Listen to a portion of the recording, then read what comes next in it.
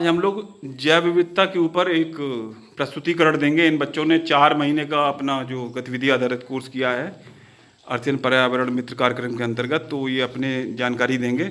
और हमारे लिए बड़े हर्ष और बड़ी खुशी की बात है कि पूरे ग्राम पंचायत के सबसे वृद्ध सदस्य जो कि आज 91 साल के हो चुके हैं, वो भी हमारे आज प्रस्तुतिकरण में मौजूद हैं।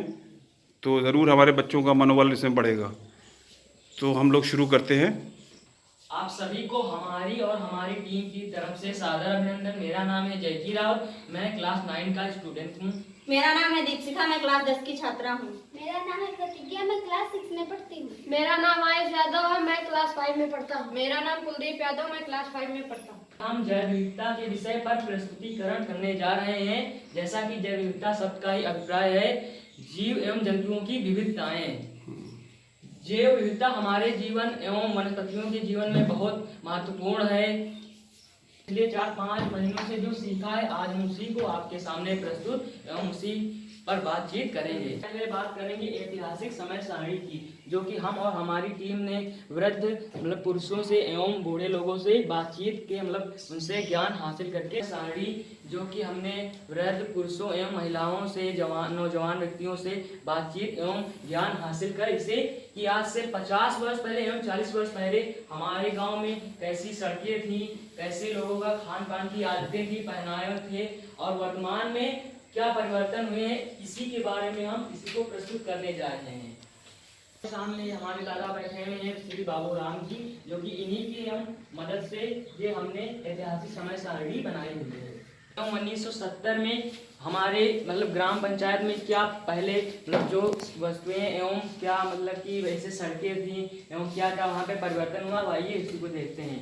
जैसे कि जंगली जीव, हमारे यहाँ जंगली जीव जो कि 1960 में सियार थी, लुखरी थी, भिड़ा था और कच्ची पगडंडी का निर्माण भी था। तालाबों में मछलियाँ, देसी चावल, सांठा बहुत होता था और लोग कच्चे घर छप्पर कच्चे घर बनाते थे, उसी में छप्पर रखते थे और जंगल में बांस, खजूर, जैता, बबूल आदि बहुत थे। ऊसर भूमि थी और जो ऊसर भूमि में ऊसर मिट्टी थी उसका लोग साबुन की तरह प्रयोग करके कपड़ों को धुलते थे। दादाजी बैठे हैं, ये हमें बता रहे थे कि जब ये बचपन में अपने स्कूल जाया करते थे तो इनके साथ एक बड़ा आदमी जाया करता था, क्योंकि जब रास्ते में जाते समय बहुत से भेड़िया था और सियार था, लुखड़ी आदि मिलते रहते थे। इन्हीं की सुरक्षा के लिए इनके साथ बड़ा व्यक्ति जाया करता। 6 जने जाते थे साथ में। और जो समझो कि ककरैया पर हमारे सामने दो लड़कन खड़ा उठा लेगा, घर नहीं पे समझ लो उस वक्त जो है जंगली जानवर बच्चों को उठा ले जा सकते थे। के बाद 1980 में हमारे यहाँ पंचायत में क्या विकास हुए, आइए जानते हैं। जैसे कि देसी अन्न का उत्पादन होने लगा और तालाब में वर्ष भर पानी हमेशा भरा रहता था और सिंचाई के पारंपरिक साधन जैसे आने लगे थे, इंजन वगैरह, और घर में चक्की से अनाज खुद महिलाएं पीसा करती थी और बैल भैंसों का कृषि में प्रयोग किया जाता, तब ट्रैक्टर वगैरह नहीं थे और छप्पर की जगह लोग धन्नी लकड़ियों का प्रयोग करने लगे थे। मिट्टी से बने मकान, शुद्ध जलवायु भी थी और पानी शुद्ध था। तब वहाँ का मुख्य जल का स्रोत था कुआं। 1995 एवं 2000 ईस्वी में बहुत बड़ा परिवर्तन आया। जैसा कि हमारा स्कूल ही 1996 में हमारा विद्यालय बना।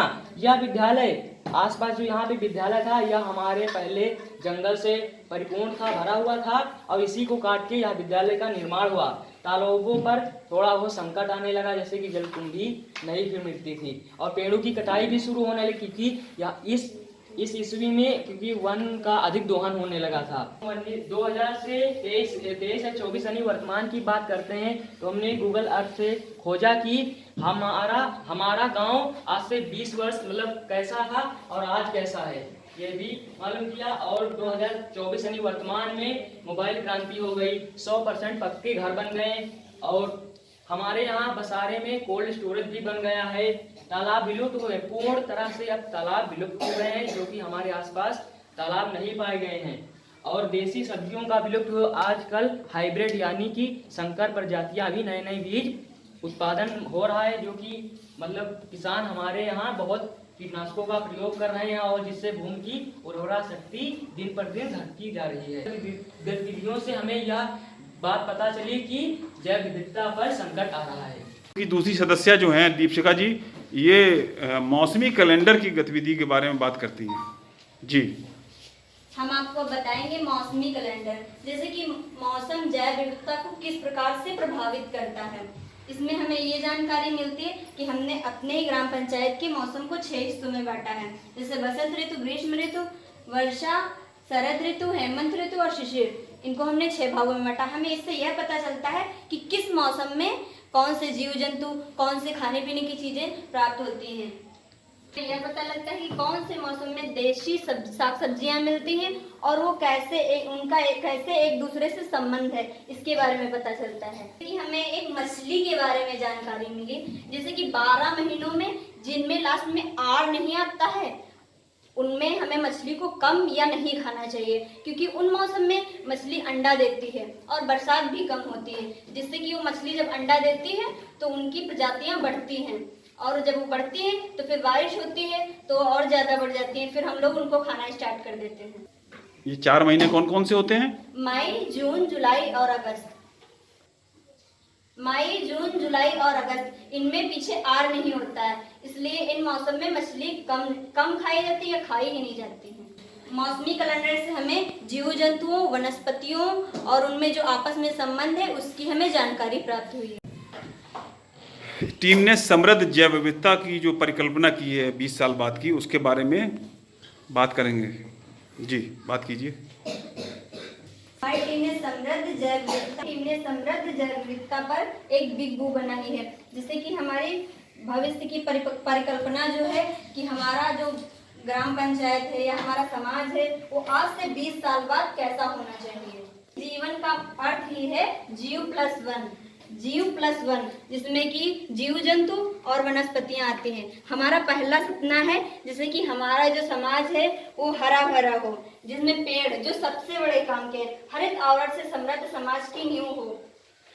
सभी के लिए शिक्षा हो और शिक्षा है जीवन का आधार। शिक्षा बिना सब है बेकार, क्योंकि शिक्षा ही हमारे देश को आगे की ओर अग्रसर करती है, क्योंकि हम शिक्षा से ही लोगों को इसके प्रति, हमारे पर्यावरण के प्रति लोगों को जागरूक बना सकते हैं। अगला सपना है स्वास्थ्य केंद्र, जो हमारे समाज में अस्पताल है वो सबकी पहुंच में हो और सभी जन को सर्वोपलब्ध स्वास्थ्य की सुविधाएं प्राप्त होनी चाहिए। के तहत अगला बिंदु है ग्रामीण क्षेत्रों में तकनीकी प्रशिक्षण पहुंचाना, जैसे कि हमारे गाँव के लोग हैं उनको सिलाई का कौशल प्रशिक्षण मिले, आधुनिक कृषि तकनीकी हो, खाद्य प्रसंस्करण का ज्ञान हो, कंप्यूटर डिजिटलीकरण प्रशिक्षण हो और खाना बनाना, जिससे कि लोग शहर की तरफ ना जाके गांव में ही रहकर सब कुछ सीखेंगे, जिससे कि जनसंख्या का दबाव नहीं होगा।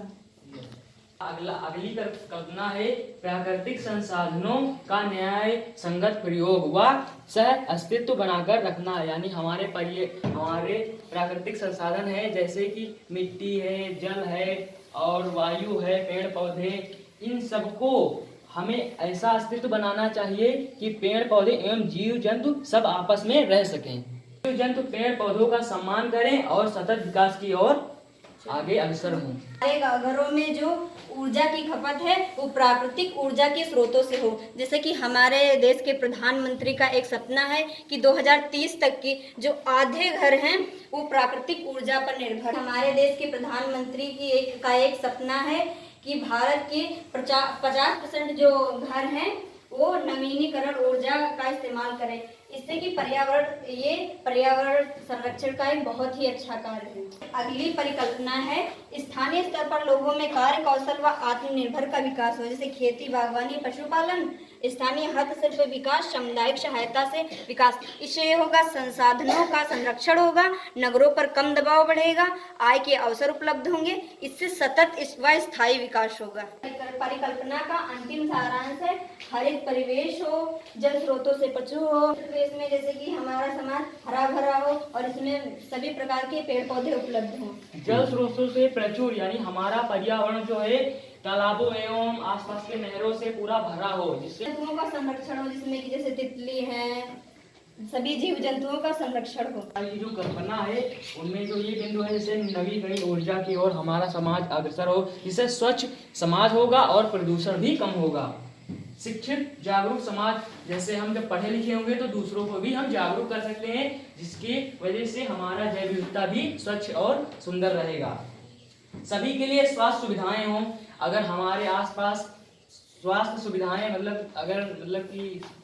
स्वास्थ्य सुविधाएं अगर प्राकृतिक संसाधनों का संरक्षण हो, जैसे कि हम पेड़ पौधे ना काटें और मृदा को प्रदूषित ना करें एवं जल वायु आदि को हम प्रदूषित ना करें, तभी हमारी जैव विविधता शुद्ध और स्वच्छ रहेगी। सभी की भागीदारी होना जरूरी है, जैसे कि इसमें सबसे पहले ग्राम पंचायत का प्रधान आता है, रिटायर्ड लोग आते हैं, बुजुर्ग लोग आते हैं और हमारे विद्यालय परिवार के लोग आते हैं और हमारे आसपास के लोग आते हैं। लोगों ने 4 महीने जो गतिविधियां की हैं बायोडाइवर्सिटी की या जैव विविधता के ऊपर, सस्टेनेबिलिटी सतत विकास, इससे आप लोगों ने क्या सीख प्राप्त की है? 4 महीनों में हमने बहुत सी गतिविधियां की हैं, जैसे कि हमने लोगों ने साक्षात्कार किया, अवलोकन किया, भ्रमण किया, लोगों से बातचीत की जाके, हमने मौसमी कैलेंडर बनाया, हमने जैव विविधता के ऊपर कैलेंडर बनाया, हमने एक ऐतिहासिक समय सारणी बनाई और एक समृद्ध अपनी परिकल्पना की है जैव विविधता हमारे यहाँ 20 साल बाद कैसी होनी चाहिए। हमने गूगल अर्थ से हमने चेक किया कि पिछले 20 साल पहले कैसा था और आज कैसा बदलाव आया है। इससे आप लोगों ने क्या सीख प्राप्त की है? सबसे महत्वपूर्ण सीख क्या मिली? सर, सबसे हमें महत्वपूर्ण इस प्रोजेक्ट से यह सीख मिली कि इस जैव विविधता का अपने आप को जो मानव है ये समझता है कि हम ही सबसे बड़े इसके अंग हैं, परंतु ऐसा नहीं है।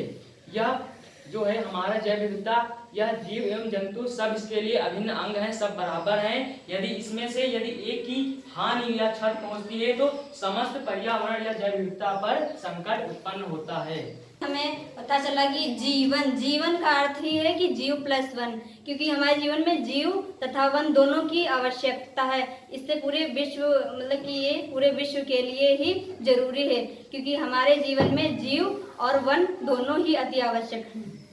हम लोगों ने बात की, बुजुर्गों या महिलाओं से बात की, बूढ़े बुजुर्गों से, कि पहले ज़माने में बारिश भी बहुत होती थी और पहले ज़माने में जंगल भी बहुत पाए जाते थे और ऐसा अब वर्तमान में नहीं मिलता है। अब बहुत पेड़ काटे जाते हैं, पर ऐसा होना नहीं चाहिए। अब पेड़ लगाने चाहिए, इसलिए हमारा पर्यावरण सुरक्षित रहे। पर्यावरण संरक्षण करना चाहिए और जैव विविधता को बचाना चाहिए। ये सीख मिलेगी सबको है। तो जैव विविधता जो है पूरे मानव मात्र के लिए नहीं, पूरे जीव जंतुओं, पूरे वनस्पतियों, पूरे जीवाणु, कीटाणु, पूरे तितलियाँ, पूरे पक्षी, जो भी जीव जंतु हैं, वनस्पति, सबके लिए आवश्यक है। हमें ये सीख मिली है। प्राकृतिक संसाधनों से आप क्या समझते हैं?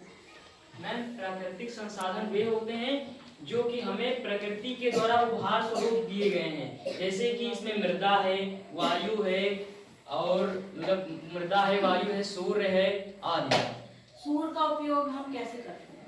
मैम, सूर्य एक बहुत बड़ा ऊर्जा का स्रोत है। इसका प्रयोग हम सोलर सेल द्वारा उपयोग, इसको हम कि ऊर्जा में परिवर्तित कर सकते हैं। या एक नवीकरणीय स्रोत है। इसका पर्यावरण पे कोई भी कि गलत प्रत्यक्ष वो।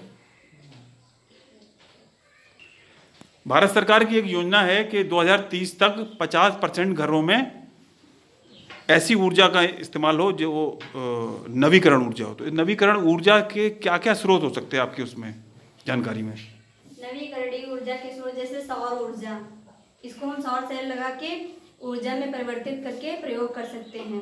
और पवन ऊर्जा और ज्वार भाटा जैसे वेस्ट जो होता है उससे हम ऊर्जा का निर्माण कर सकते हैं। तो जागरूक समाज आपकी जैव विविधता में कैसे काम करेगा?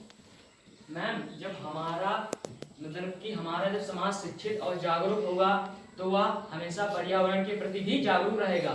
तो वह पेड़ पौधों एवं प्राकृतिक संसाधनों पर क्षति नहीं पहुंचाएगा और कोई ऐसी तकनीक का यूज करेगा जो कि पर्यावरण के प्रति संकट नहीं उत्पन्न कर सके।